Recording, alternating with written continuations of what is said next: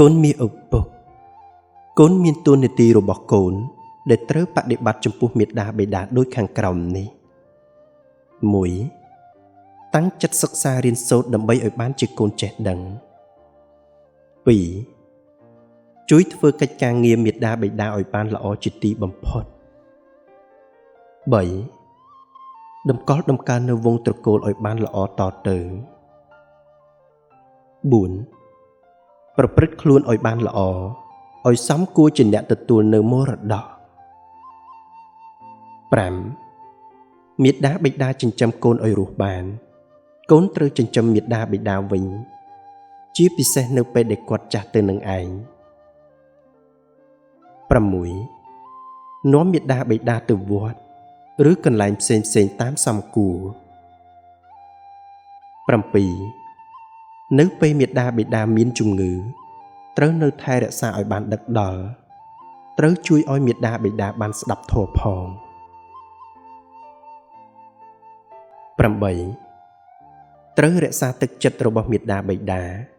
មិនឲ្យមាតាបិតាមានទុក្ខកង្វល់ឬខូចចិត្តដោយសាររឿងមិនល្អរបស់ខ្លួនជាកូនឡើយត្រូវចាំទុកថាសេចក្តីសុខរបស់មាតាបិតានៅត្រង់កតញ្ញូតាធម៌របស់កូនទាំងឡាយ 9. ត្រូវថែរក្សានូវទ្រព្យសម្បត្តិផងអវយវៈខ្លួនប្រាណទាំងមូលផងជីវិតផងនិងអវាទទូមានផ្សេងៗផងដែលមាតាបិតាបានប្រគល់មកឲ្យ 10. ធ្វើបុណ្យឧទ្ទិសទានជូនដល់មាតាបិតា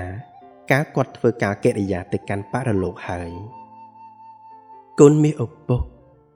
ការកូនជាអ្នករៀនសូត្រគឺជាសិស្សកូនមានតួនាទីតាក់ទងនឹងការសិក្សាដូចខាងក្រោមនេះ 1. ត្រូវសម្ដែងការគោរពចំពោះលោកគ្រូអ្នកគ្រូដោយសេចក្តីកោតក្រែង 2. បើមានឱកាសត្រូវប្រញាប់ចូលទៅទទួលបម្រើគ្រូក្នុងកិច្ចការងារដ៏សមគួរ 3. ត្រូវស្ដាប់គ្រូនិងបដិបត្តិតាមការណែនាំរបស់លោកគ្រូអ្នកគ្រូដោយយកចិត្តទុកដាក់ 4. តាំងចិត្តរៀនគ្រប់ចំណេះវិជ្ជាដែលគ្រូមកបង្រៀន 5. ត្រូវបដិបត្តិឲ្យមានរបៀបវិន័យតាមបទបញ្ជារបស់សាលាត្រូវទុកវិន័យដូចជាគ្រឿងអលង្ការ 6. ត្រូវជួយធ្វើការងាររបស់សាលាតាមដែលអាចឆ្លៀសវៃធ្វើទៅបាននិងមិនត្រូវខ្ជិលជាដាច់ខាត 7.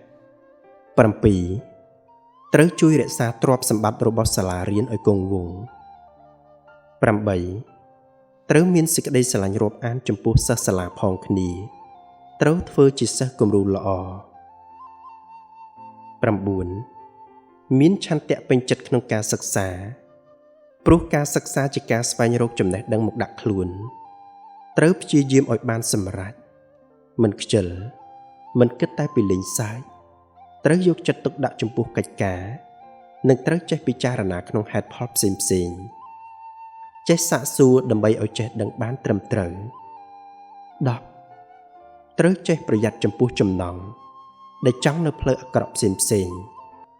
ត្រូវរៀនឲ្យចេះអត់ធន់ដើម្បីបានជាដៃគូក្នុងការសិក្សាកូនត្រូវដឹងថាសេចក្តីអត់ធន់គឺជាវិជ្ជាដ៏សំខាន់និងជាឫសគល់នៃចំណេះដឹងទាំងឡាយនិងត្រូវចាំទុកថាបុគ្គលល្ងង់ខ្លៅមានខ្លួនឯងជាសត្រូវ